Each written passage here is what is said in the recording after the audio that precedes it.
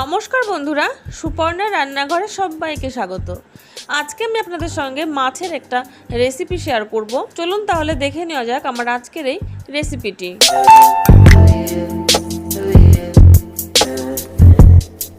তার জন্য আমি এখানে 4টে একটু বড় সাইজের বাটা মাছ নিয়েছি। মাছগুলোর মধ্যে সামান্য একটু লবণ দিয়ে মাখিয়ে নেব। হলুদের কিন্তু ব্যবহার করছি না, যেহেতু মাছটা আমি পোস্ত দিয়ে রান্না করব, তার জন্য হলুদ ছাড়াই করছি। তবে আপনাদের যদি কারোর হলুদ দিতে ইচ্ছে হয় তাহলে কিন্তু অবশ্যই দিতে পারেন। মাছগুলো কিন্তু লবণ দিয়ে মাখিয়ে নেওয়া হয়ে গেছে। এবার মাছগুলো সরিয়ে রাখবো। এবার আমি একটা মশলা রেডি করে নেব।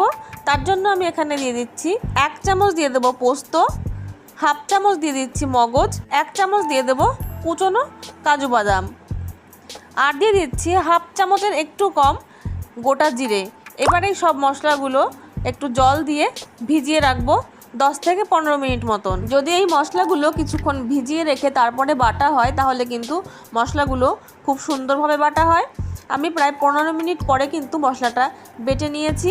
আর হ্যাঁ, আমি একটা জিনিস আপনাদের দেখাতে ভুলে গেছি। এই মশলাগুলোর সঙ্গে কিন্তু আমি 5 থেকে 6টা মতন কাঁচা লঙ্কাও বেটে নিয়েছি। এবার মাছগুলো ভেজে নেব। তার জন্য গ্যাসের ওপরে আমি একটা প্যান বসিয়ে দিয়েছি।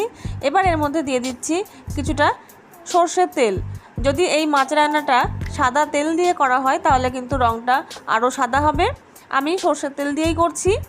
তেলটা গরম হয়ে গেলে মাছগুলো দিয়ে দেব। মাছগুলো কিন্তু খুব বেশি ভাজবার একদমই প্রয়োজন নেই। যদি বেশি ভাজা হয় তাহলে কিন্তু খেতে একদমই ভালো লাগে না।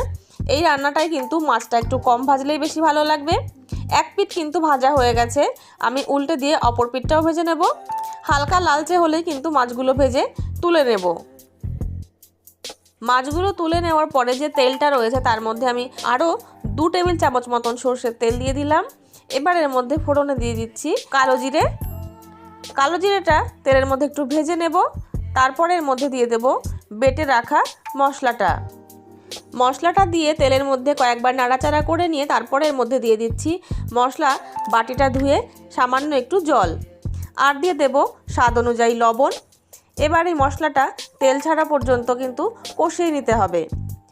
যখন মশলা থেকে এই রকম তেল ছেড়ে আসবে তখন এর মধ্যে দিয়ে দেব জল।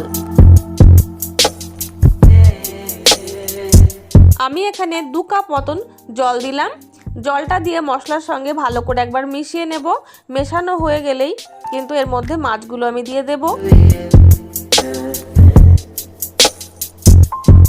এবার একটা ঢাকা দিয়ে 2 মিনিট মতন মিডিয়াম ফ্লেমে ফুটিয়ে নেব। 2 মিনিট পরে ঢাকাটা খুলে মাছগুলো একবার উল্টে দেব।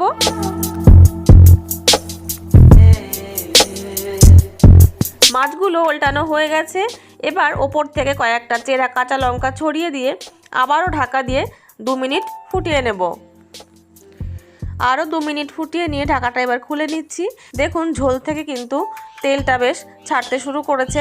আর কিন্তু ফোটাবো না, এবার নামিয়ে নেব। এই মাছ রান্না করা কিন্তু ভীষণই সোজা, খেতে কিন্তু অসম্ভব ভালো হয়। আপনারা কিন্তু বাড়িতে অবশ্যই একবার ট্রাই করুন এবং আমাকে কমেন্টে জানান আপনাদের এই রেসিপিটি কেমন লাগলো। চলে আসবো অন্য কোনো নতুন রেসিপি নিয়ে আপনাদের সামনে। ততক্ষণের জন্য নমস্কার। সবাই ভালো থাকবেন, সুস্থ থাকবেন।